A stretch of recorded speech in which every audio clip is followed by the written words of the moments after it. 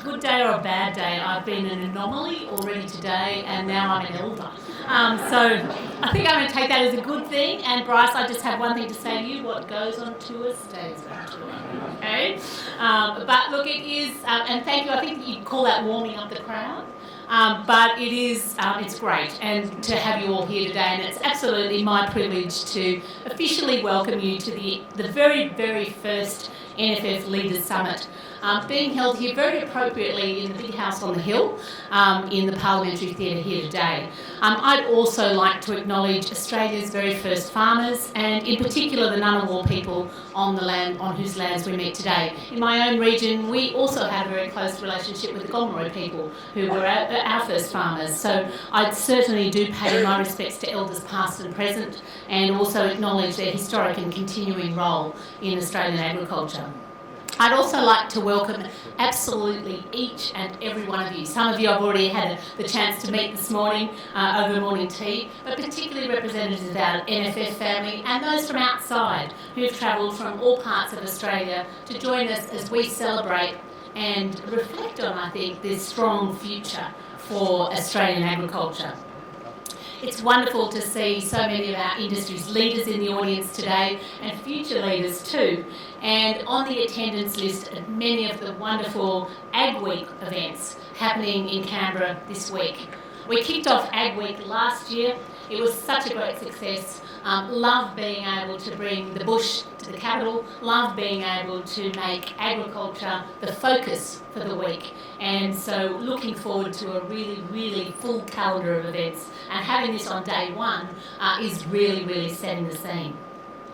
Of course, today would not have been possible without the continuing support from our partner Telstra, and particularly acknowledging Ben Gazansky there in the front row. Telstra has absolutely been with us from the start of our 2030 journey.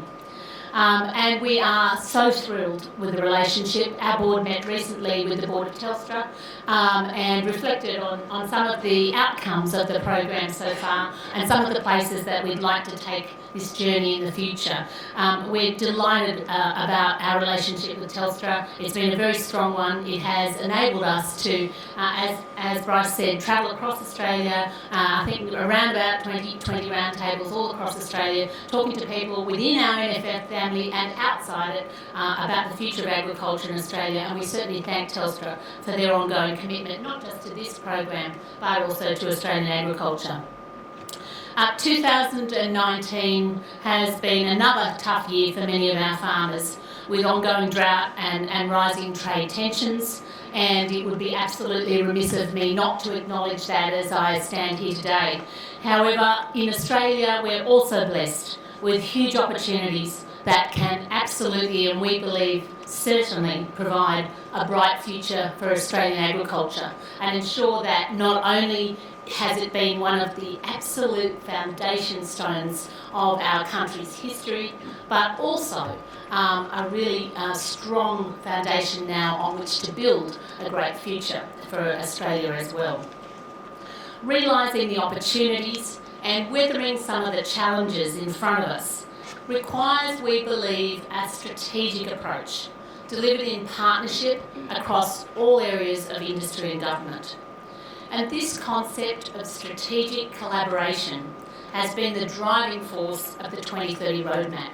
We want to get out of the reactive space into the proactive space. We want to spend more time on strategy, planning and collaboration. That, we believe, are the strengths of the future. When we launched the roadmap last October, we welcomed everyone, including government, to join us on this journey, as we just can't deliver this very ambitious agenda alone. And 12 months on, I'm absolutely overwhelmed by how much industry and government have backed and embraced this ambitious vision. I'm really delighted every time Prime Minister Scott Morrison or one of the ministers starts talking about agriculture, that quite often they refer to our NFF 2030 vision, about the strong future for our industry, about government standing with industry as we strategically plan for that. And we welcome talking to the continued conversation with government about their role in this vision. So please enjoy this event today, exciting first time event. And also for those of you who are coming, our birthday celebrations this evening. I'm really delighted again that we're taking agriculture to the big hall in Parliament House. And if you haven't already, take advantage of the entire Ag Week program to kickstart conversations with colleagues, new and old, that certainly will ensure a bright future for Australian agriculture. Thanks so much, everybody.